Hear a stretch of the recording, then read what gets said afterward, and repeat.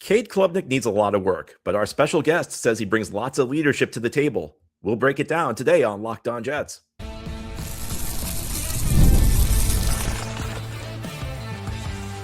You are Locked On Jets, your daily New York Jets podcast.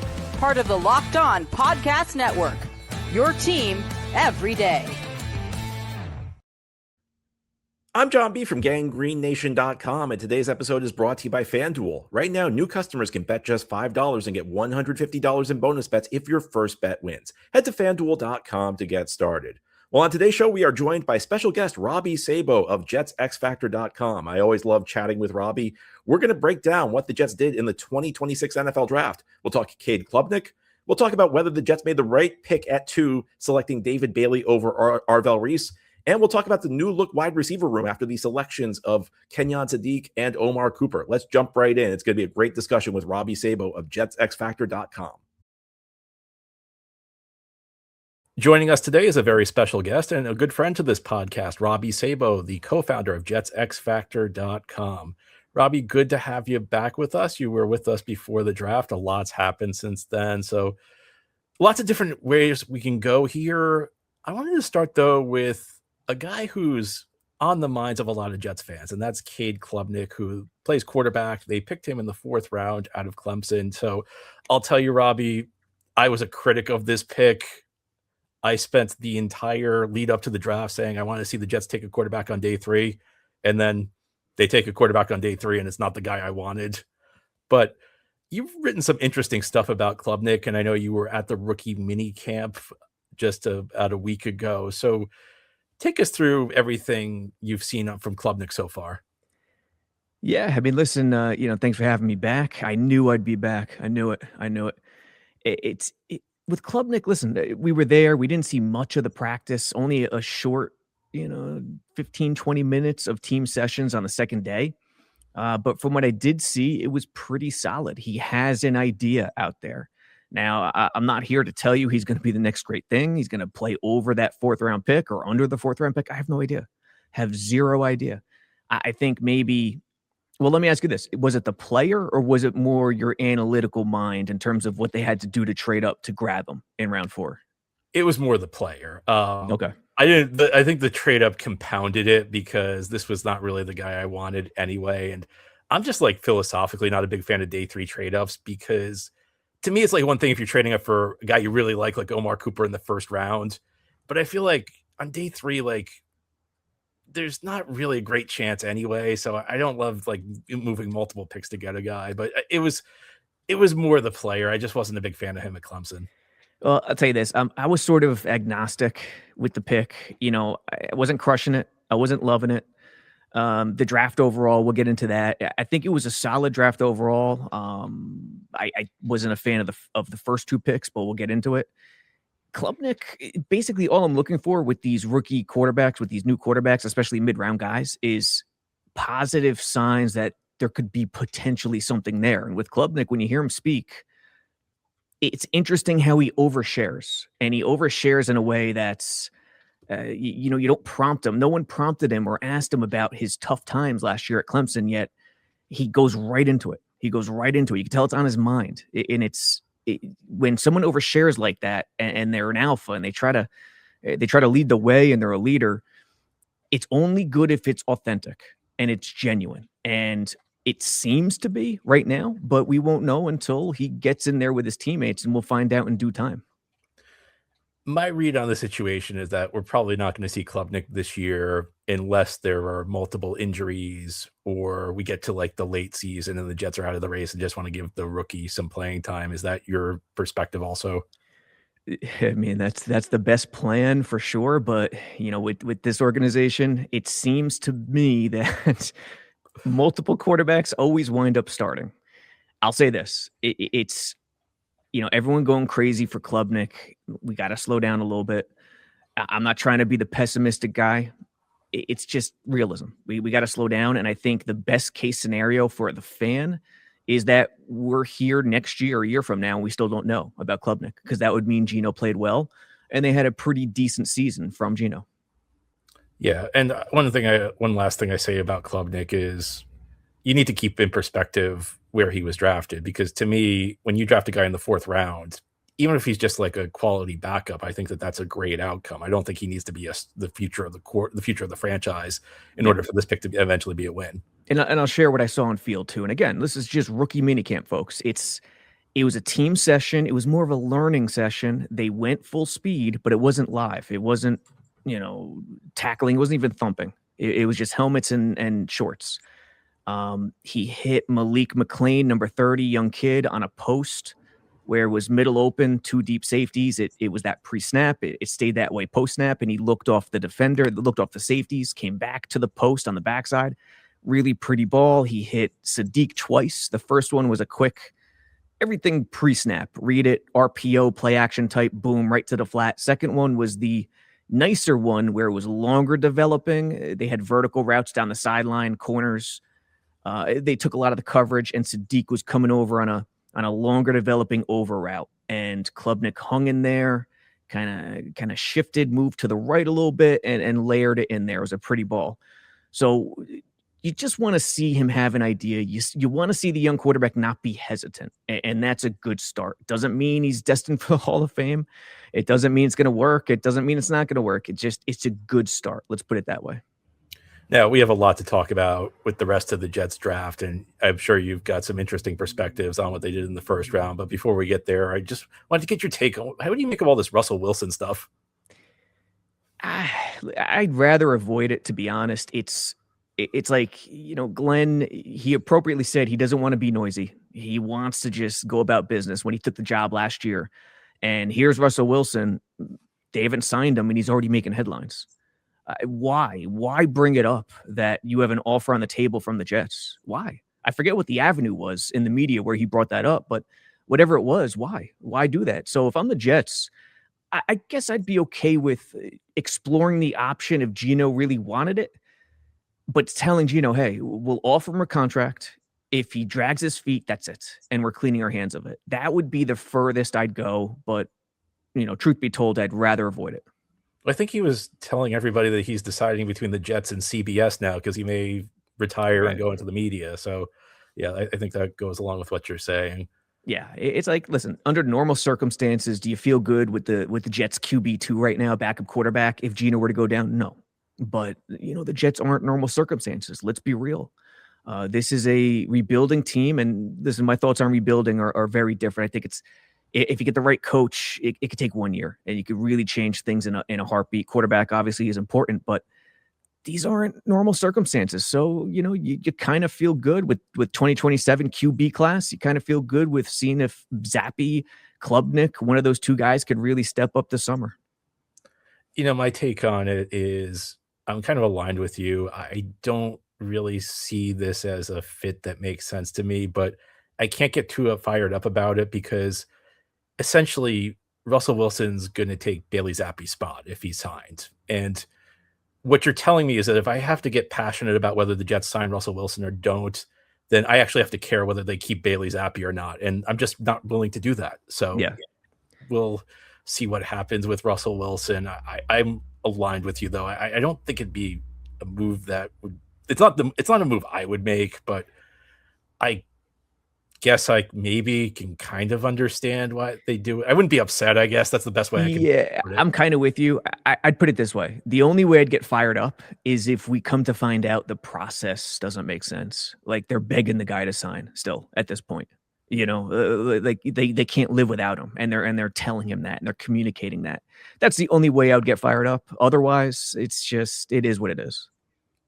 I don't want them to do things that way because it'd be bad business, but I actually would love to see you get fired up. Next time you're on here, you can go on a nice rant for us. Hey, dude, there's plenty to. Hey, this draft, we'll talk about the draft. Pick number 2 and 16, we'll talk about. Today's episode of Locked On Jets is brought to you by Indeed. Workplace chaos, deadlines stacking up, inbox overflowing, and the one position you have to fill still sitting open. When the pressure's on and you need the right hire, this is a job for sponsored jobs. Indeed Sponsored Jobs helps you reach the people who actually fit what you're looking for. Skills, experience, location. So you're not just hoping the right candidate stumbles across your post. And here's a stat that says it all. In the minute I've been talking to you, companies like yours have made 27 hires on Indeed, according to Indeed data worldwide. So if you're hiring, spend less time searching and more time interviewing candidates who check all your boxes with Indeed sponsored jobs. Less time, less stress, more results. When you need the right person to cut through the chaos, this is a job for Indeed sponsored jobs. And listeners of this show will get a $75 sponsored jobs credit to help get your job the premium status it deserves at Indeed.com/podcast. Just go to Indeed.com/podcast right now and support our show by saying you heard about Indeed on this podcast. Indeed.com/podcast. Terms and conditions apply. Need to hire? This is a job for Indeed sponsored jobs. Let's dive into pick number 2, because you were very vocal through the pre-draft process. In fact, you came on here a couple of weeks before the draft, I believe, and you were very, very forceful that you felt that Arvell Reese was the right pick, that David Bailey was not. And I don't want to put words in your mouth, but I think your view wasn't that Bailey was a bad prospect. It was just he was not a guy you would take it to. You maybe would take him later in the first round. So Correct. Now that we can zoom out a little bit, how are you feeling? Yeah, it's like on one hand, I'm immune to the Jets doing the exact opposite of what I preach and what I want. On the other hand, I honestly can't believe it, because we've heard Glenn talk about 3-4 now more and more and more and more. And to me, Arvell Reese is the perfect 3-4 outside linebacker. He did it in college. He played off ball too, but he dropped down when they played Bear or they were a 5-man front 3-3-5 nickel. That's outside linebacker edge. That is the perfect player for an Aaron Glenn. Now, that gets us into conspiracy theories. Was Glenn a Reese guy, and perhaps he's not the final decision maker? I don't know. It's just where my mind goes. Are they relying on the analytics department a lot more, because Bailey is more of an analytics darling? Let's keep that real too, than Reese is. But from an overall perspective, I like the Jets. I love the Cooper pick. I love the Pons pick. Klubnik, okay, decent shot. I don't love the trade up. I love VJ Payne. Love it. Love that pick. Darrell Jackson, too. Great shot. He's going to be playing a lot of the 5 tech behind Onyemata, Glenn revealed this past weekend, which is interesting. I automatically penciled him in as Sweat's backup, nose tackle at 0-1 tech, but it makes sense because of how tall he is. He looks a little more slender than he is. He's a monster, obviously, but his height gets that done and tricks you. The first 2 picks, it's just, I think a very important part of the draft is not stepping on the rake. And the takeaway I had from the draft is the great coaches, the great organizations don't step on the rake. John Harbaugh couldn't believe it.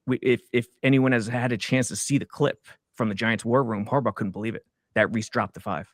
Could not believe it. Once Tate went to Tennessee, jumped out of the seat.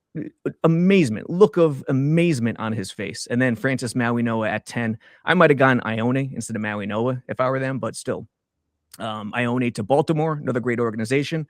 And then Makai Lemon drops to 20. Another great organization. Philly climbs up, grabs him. Thieneman drops, Chicago, Ben Johnson. So I just think sometimes people overthink it. And when I look at the player evaluations one by one, I just see Reese as the far better football player overall, could do so many more things, could win in so many different ways, more ways, as opposed to Bailey. Now, that's not to say Bailey can't have a good career and be a great pass rusher, but I think there's a lot more work to do to get him ready. Yeah, so I think I was higher on Bailey than you were. You did a really good job selling Reese, though, to the point where some of my listeners were like, did you really believe, did Robbie really convince you, or were you just being nice? And I said, no, he made a really good case for Reese. I mean, you put it in a way I hadn't heard before. I think that your point, I think one of the most compelling points you made through the whole process is just talking about fits, because, you talked about the defense Aaron Glenn's putting in, and I do see that, like, Reese is a versatile guy. He'll play a lot of different roles, whereas Bailey's a pure pass rusher. So I went back and forth on this. I was a monument of indecision, like, through this whole process, because part of me really saw what you saw, that, Reese is a versatile guy.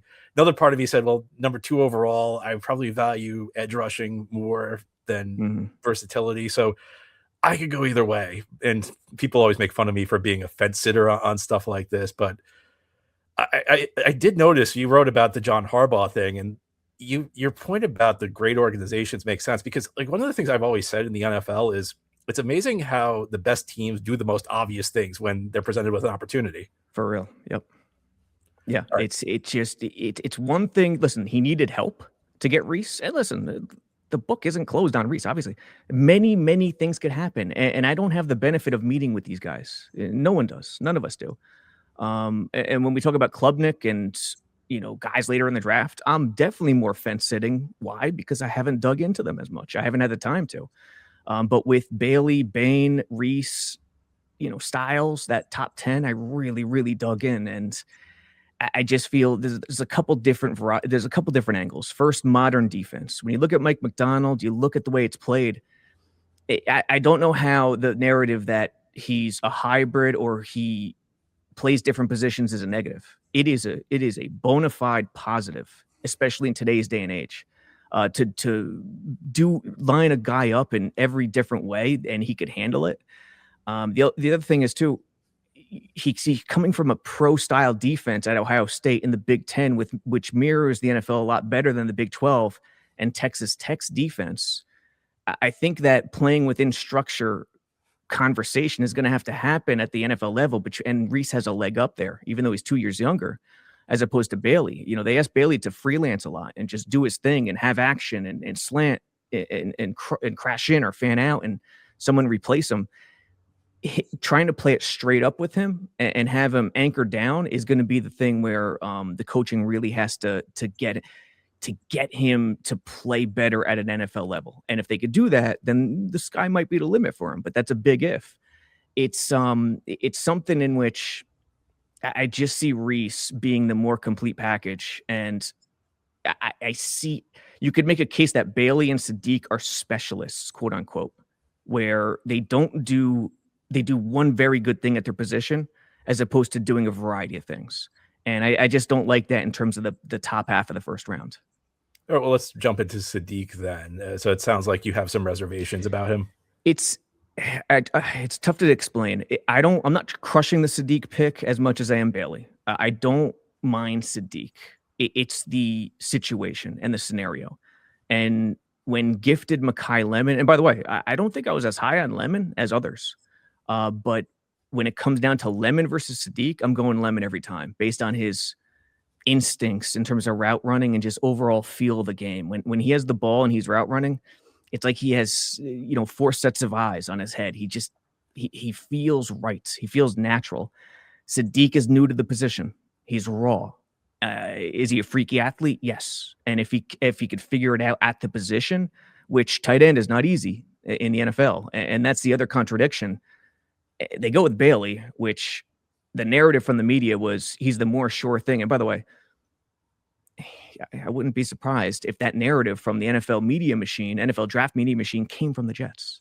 Let's also consider that. Also, he's the safer pick. They got to win now, blah, blah, blah. I'm not saying it did, but we have to consider that. They go with Bailey, who's the more sure thing over the perceived quote unquote project in Reese, yet they go raw with the project in Sadiq at 16. I don't understand that contradiction either.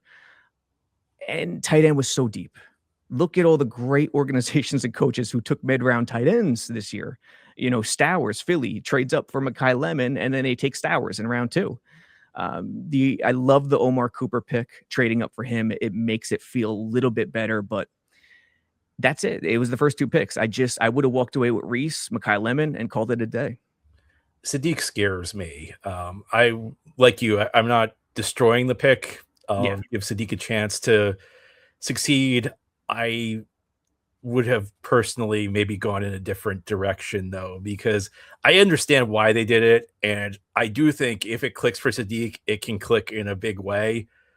But for where the Jets are right now, I was a big advocate of doing the sure thing because Jets aren't in a position like Philly is, or other teams like Seattle where the roster is just stacked. Mm-hmm. I think if you're one of those teams and you take a guy like Sadiq, if he hits, then hey, he just takes you to the next level. And if he doesn't, well, you know what, we're okay. And the Jets have everything built around this draft and next year's draft. And I see him as like a really boomer bust guy. So again, like I don't want to make it sound like I'm overly negative on this because I definitely see a path where this could go really well for the Jets. But before the draft, like there were guys who like I listed who scared me, and Sadiq was near the top of that list. Yeah, for 16, it was more scenario. Like the 1v1, Lemon versus Sadiq, not as bad in my eyes with Bailey and Reese. It was more the scenario, deep at tight end. You can go a lot of different directions, very raw. I don't love the instincts. I don't love the football IQ. Now, when you talk to him, he's a smart kid. Same thing with Bailey, Stanford. And by the way, listen, it's not nothing that a guy is book smart and graduates Stanford and does those things, but it is a very vastly overrated thing in terms of playing football. I'm sorry. I think people need to wake up to that. If reading keys and knowing the playbook and the installs and being able to move freely without overthinking while staying true to those keys, it contrasts 100% to book smarts. So maybe the Jets got a little enamored with the off-field personality. I don't know. I don't know. There's a lot of thoughts swimming in my head. Now, what would you have done at 16? Would you have gone Lemon or a different direction? I like Lemon a lot. I think he's gonna be really good. I thought he was a great fit for the Jets. That's what I would have done. Me too. But and then you have a number of tight ends to grab in the second or third round. It was so deep, and that's what disappointed me in terms of that situation. This episode of Locked On Jets is brought to you by FanDuel. The NBA playoffs are here, and every possession matters. If you're looking to get even closer to the action, FanDuel has a great offer to get you started. Right now, new customers can bet $5 and get $150 in bonus bets if your first bet wins. That's right, turn $5 into $150 in bonus bets just for getting started. FanDuel's great during the playoffs because everything you need is right there in one place. You can check stats, trends, and matchups before making your picks, which makes the whole experience feel a lot more informed. Whether you're looking at player props or just following your favorite stars, it adds another level of excitement to every game. And it's a really easy app to navigate. It makes playoff basketball even more engaging from start to finish. Of course, locally, we have the Knicks in the Eastern Conference Finals for the second straight year. They're looking to get back to the NBA Finals for the first time since 1999. Whether you're a Knicks fan or a fan of another team, FanDuel is the best way to get in on the action. So head to FanDuel.com to get started. Again, it's FanDuel.com to get started. FanDuel, play your game. All right, let's turn to a more positive pick, or at least one that you're more positive on. You mentioned that you loved Omar Cooper. Yeah, I like Cooper. Love Cooper. He's got the right mentality. He feels the game. He could play the slot. Could there be a transition period in terms of slot at the NFL level? Sure, but I think he could handle it.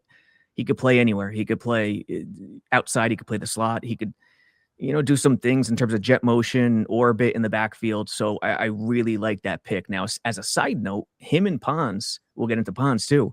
Their transition, I think the biggest thing is going to be understanding that their built-in advantage was Cignetti, which was one of the greatest coaching advantages I've seen in college football in a long time, is not going to be there anymore. Pons, the pick six against Dante Moore on that first play when all of Jets land was watching, that was a tendency play. Now, Pons gets credit too, but if we watch that play and break it down, Oregon, the tendency on that first play was, okay, watch RPO, sit on the 5-3, sit on the 5-3, be short. They're not going to go vertical. And on the other side, I think it was a corner route, some kind of vertical corner route. They pretty much just let him go. It was wide open any other side if Dante Moore was looking to the right side. So Indiana was coached up and sitting and just playing the right tendency, and Pons took advantage. So that's going to be the transition, but nonetheless, I still love the picks with Cooper and Pons. And I actually kind of like the way this Jets receiver group sets up now, because you have Cooper, who's like a really interesting rookie. You have Garrett Wilson, who's going to be always really solid as long as he's healthy. I'm not a big AD Mitchell guy, but I think with him as like the third guy, and you look at like the way these guys line up, like I think AD Mitchell's kind of built like an X, and then you kind of have Garrett and Cooper who can kind of flip between the Z and the slot. I think that stylistically, like they kind of fit well together. Yeah. And now how often does Sadiq play receiver? Right. Like how often does he play that big slot or, condensed tight split receiver? I think depending on how he takes to the moving Y or moving H, I should say, where he's the second to Mason Taylor, or he could be the only tight end on the field and still move and be an off Y. you got to throw him in there. He's going to be, I think, one of the 4 top receivers. Who would be after that? And that's the question. I guess Isaiah Williams, Arian Smith. You're hurting, and if someone gets injured, then you're not feeling so great. But they have weapons, no doubt. They have weapons. It's just being realistic, going into it, and trusting that Frank Reich has an idea of what to do. You're like the best X's and O's guy out there covering the Jets. So how do you see like this off? How do you see like Reich constructing this offense? You know what's interesting about Reich? You look at his career and you look at his NFL career. And this is a positive. He's not married to one idea.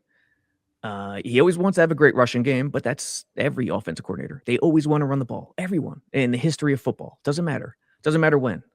Even now with passing, dominating the sport, short passing, but still passing nonetheless. He's not stubborn, and it's a really good thing. And I think a great sign for them is if you kind of see different things in September, and then by early October, mid-October, they start to find their identity.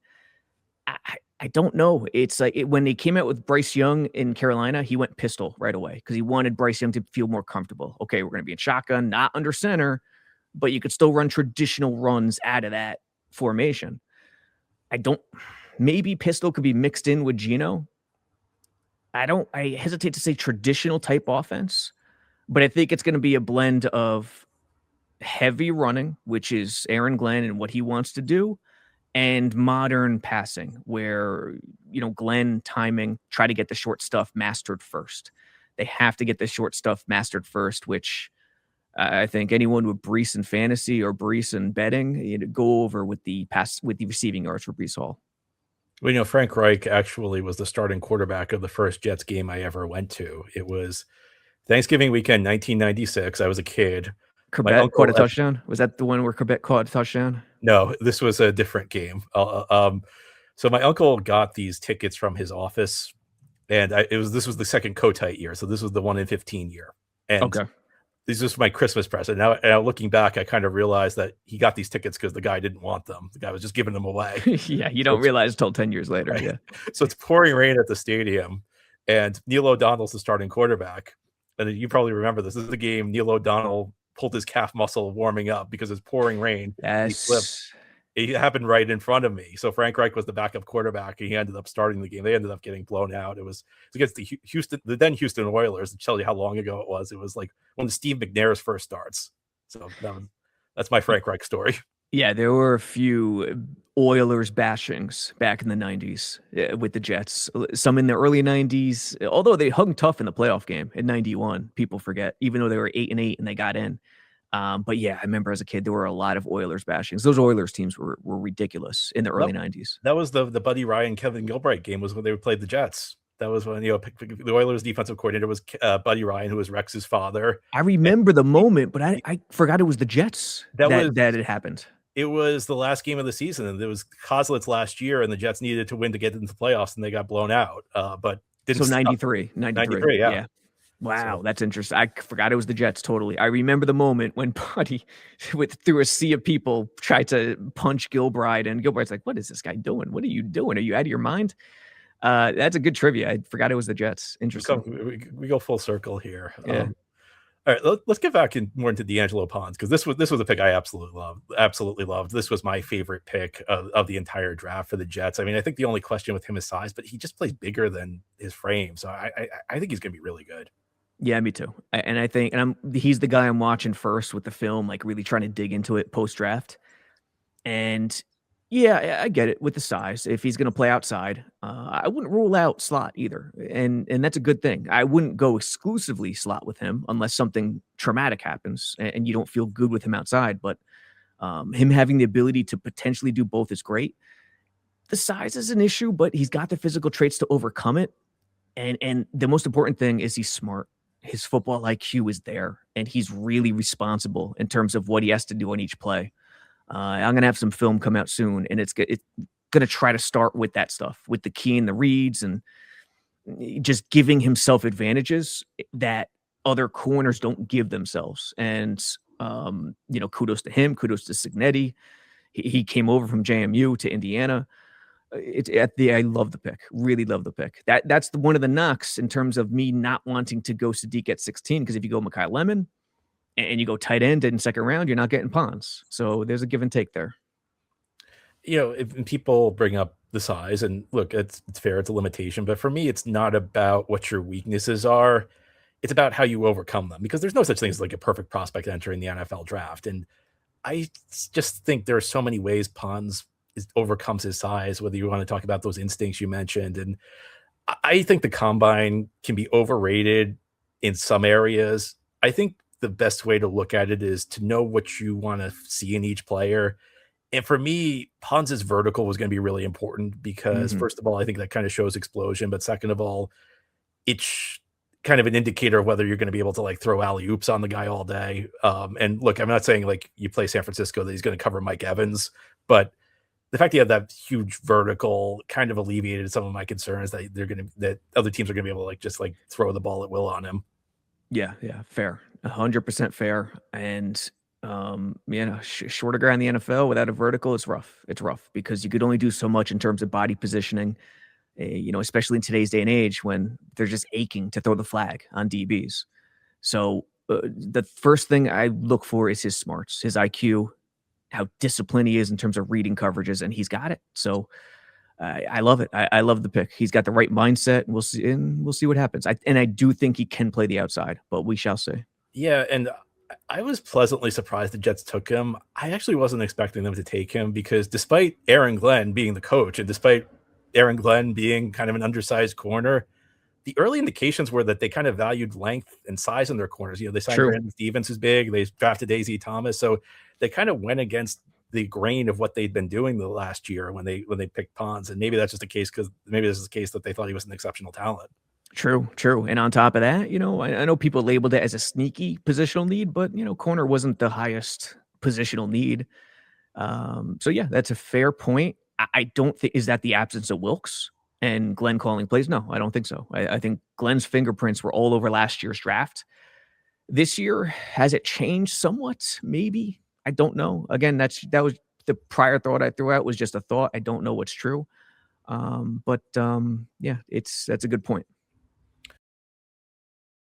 That's all for our episode today. Thanks to Robby Sabo for joining me. Robby's going to be back tomorrow. We'll break down even more of what the Jets did this offseason, but that's all for this episode. This has been the Locked On Jets podcast, part of the Locked On Podcast Network. Your team every day is our motto. As always, if you enjoy the show, hit the subscribe button where you're watching or listening so that you'll never miss an episode. If you enjoy the show and are listening on a podcast source, give it a 5-star review. And if you're watching on YouTube and enjoy the show, give this episode a big thumbs up. Helps us out, helps other Jets fans find the podcast. Have a great Monday, everybody. We'll be back tomorrow with Robby Sabo, and we'll talk more Jets.